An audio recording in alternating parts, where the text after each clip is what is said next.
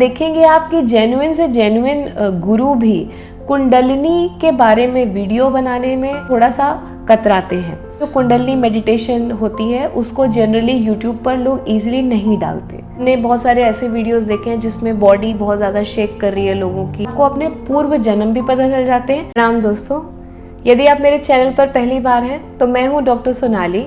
मैंने अपना साइंस जो कि लैब में की जाती है उस करियर को बीच में छोड़ करके अब यूनिवर्स की साइंस में इंटरेस्ट लेकर अब मैं एक फुल टाइम मेडिटेशन टीचर हूँ और पूरी तरीके से अपनी आध्यात्मिक जर्नी और अपने से जैसे बहुत सारे लोगों की आध्यात्मिक जर्नी में उनकी मदद कर रही हूँ। आज हम बात करेंगे कुंडलिनी जागरण से क्या क्या हो सकता है।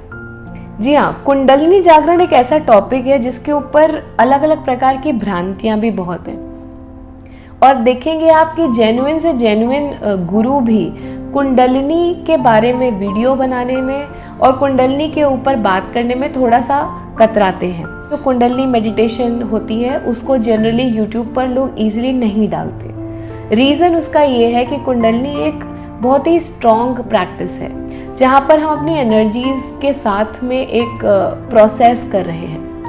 जो लोग मेडिटेशन को, ध्यान को बहुत ही गहराई से समझते हैं वो ये बात बहुत अच्छे से जानते हैं कि ये बहुत ही कारगर होती है। लाइक मैथमेटिक्स, अगर आप 2 और 2 को ऐड करेंगे तो 4 आना पूरी तरीके से जेन्युइन है, पर जब मेडिटेशन में किसी प्रक्रिया को पूरी सही तरीके से नहीं किया जाता है तो उसके गलत रिजल्ट भी मिलते हैं। ठीक जैसे मैथमेटिक्स में अगर इक्वेशन को गलत मेथड से सॉल्व किया गया तो उसके आपको जेन्युइन रिजल्ट्स नहीं मिलते। कुंडलिनी जागरण किस प्रकार हो सकती है? बहुत तरह से कुंडलिनी का जागरण होता है। यदि आप ध्यान में रहते हैं और कई सालों से ध्यान की प्रक्रिया फॉलो कर रहे हैं, चाहे वो किसी भी प्रकार की हो, चाहे आप भक्ति मार्ग से आगे बढ़ रहे हों, राजयोग के माध्यम से आगे बढ़ रहे हों या फिर आप हठ योग ही कर रहे हों, लेकिन एक समय के बाद यदि आप योग साधना के साथ जुड़े हुए हैं तो बहुत ही आराम से ये स्वाभाविक है कि आपकी कुंडलिनी शक्ति ऊपर की ओर बढ़ेगी ही बढ़ेगी।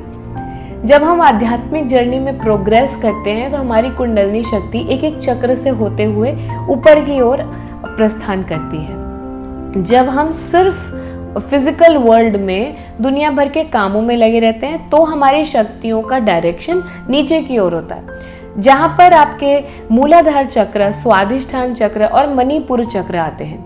इन चक्रों पर जब हमारी कुंडलिनी शक्ति घूमती रहती है तो हमारा बहुत से बहुत मन होता है कि हम फिजिकली बहुत एक्टिव रहें, सेक्सुअली बहुत एक्टिव रहें, ढेर सारे धन दौलत वैभव इकट्ठा करें।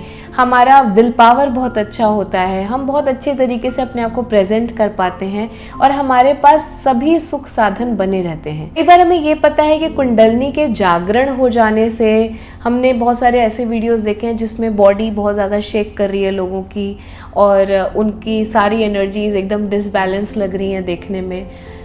कई बार एनर्जी का उत्सर्जन इस प्रकार से होता है जब वो झटके से होता है, पर अगर हम साइंटिफिकली समझ करके देखें या फिर हम स्क्रिप्चर्स को फॉलो करें तो कुंडलिनी शक्ति का धीरे धीरे ऊपर बढ़ने का एक तरीका होता है। यदि आप सही तरीके से अपनी कुंडलिनी को जागृत करते हैं एक गाइडेड मेथड में कि गुरु के संसर्ग के अंदर, तो आपकी कुंडलिनी शक्ति एक तरीके से जागृत होती है। तब आपका शरीर भी साथ साथ उस एनर्जी को अटेन करने के लिए तैयार होता जाता है और जब आपका शरीर उस एनर्जी के साथ में तैयार हो रहा है, आपका पात्र उस चीज़ को लेने के लिए तैयार है, तो आपको अचानक से वो इतने वॉट का झटका नहीं लगता आपके शरीर में, बल्कि आपका शरीर बहुत ही जेन्युइन तरीके से उस ज्ञान को प्रोसेस कर पाता है।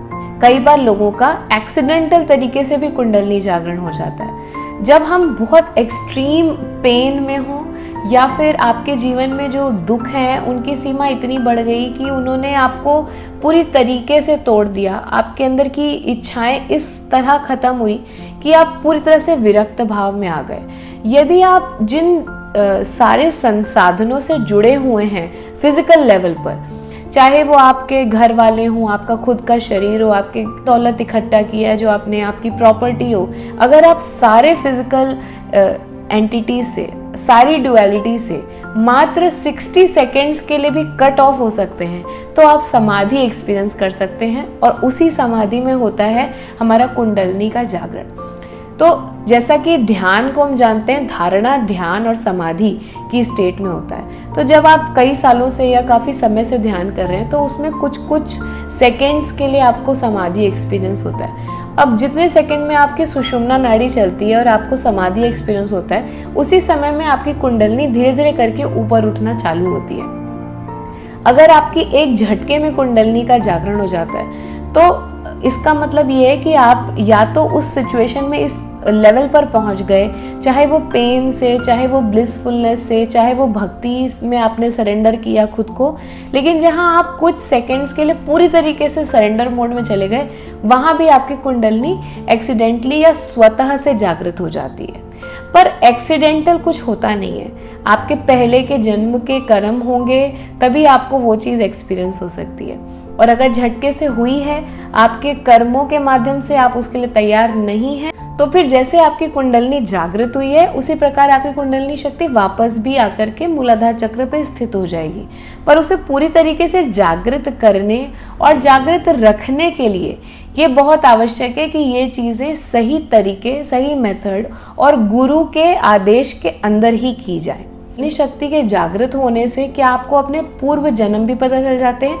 जी हाँ, कुंडलिनी जब हमारी जागृत होती है तब जब हम उसके बाद में ध्यान में बैठते हैं तो असली ध्यान का एक्सपीरियंस, असली समाधि का एक्सपीरियंस हम तब जाकर के कर पाते हैं। इस असली समाधि में हम करते हैं एस्ट्रल ट्रैवल।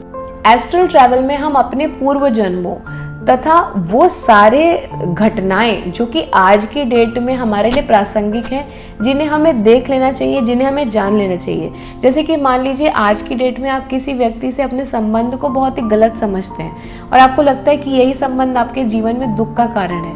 परंतु यदि आप कुंडलिनी जागृत है आपकी और आप ध्यान करते हैं तो आपको वो कारण मिल जाएगा कि क्यों वो व्यक्ति आपके जीवन में है। जब आपको ये कारण समझ में आ जाएगा कि क्या कर्म की वजह से वो व्यक्ति आपके जीवन में है, किस पर्पस को फुलफिल करने के लिए वो आपके जीवन में आया है, तो आपके मन से वो कष्ट खत्म हो जाएगा। आध्यात्मिकता के इस चरण में आपको इतनी जो सहजता महसूस होती है, इतनी ब्लिसफुलनेस महसूस होती है, वो इसीलिए होती है क्योंकि आप पिछला भी जानते हैं, आप अगला एक्सेप्ट कर चुके हैं और अब इस क्षण में आप पूरी तरह से जी सकते हैं। तो जी हाँ, कुंडलिनी जागरण करने के बहुत सारे फायदे हैं, पर मैं भी वही कहूँगी कि जैसा डिस्क्लेमर सभी देते हैं कि इसके लिए सही मेथड यूज़ करना बहुत ज़रूरी है, गुरु का सानिध्य होना बहुत ज़रूरी है। चल के मैं अपना खुद का कुंडलिनी जागरण एक्सपीरियंस और किस तरीके से मेरा ये करियर शिफ्ट हुआ, इन सब के ऊपर वीडियो बनाने वाली हूँ। इसलिए चैनल के साथ बने रहिएगा ताकि आपको जेन्युइन, आध्यात्मिक और खुद की एक्सपीरियंस की हुई इन्फॉर्मेशन मिल सके। धन्यवाद।